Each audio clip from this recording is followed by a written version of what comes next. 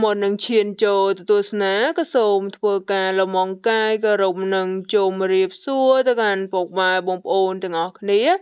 ដែលបានចូលមកទស្សនានៅតម្រុយឆ្នោតអាវងដែលតម្រុយឆ្នោតអាវងមួយនេះផងដែរក៏បានយកវីដេអូតម្រុយឆ្នោតអាវងដើម្បីយកលេខថ្មីយកមកធ្វើការចែកលេខជូនទៅកាន់ពុកម៉ែបងប្អូនទៀតហើយសម្រាប់តម្រុយឆ្នោតមួយនេះផងដែរពុកម៉ែបងប្អូនពេញចិត្តនៅលេខមួយណាពុកម៉ែបងប្អូនអាចយកទៅធ្វើការចាក់ផ្សងសំណាងបានអា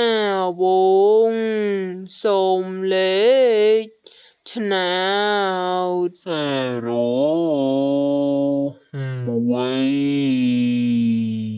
អាវងសូមលេខ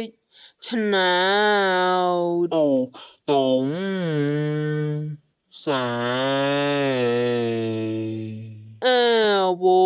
ងសូមលេខឆ្នោត45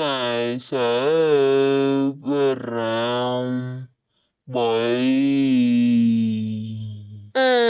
វងសូមលេខឆ្នោតអាចមកសួរម្ដង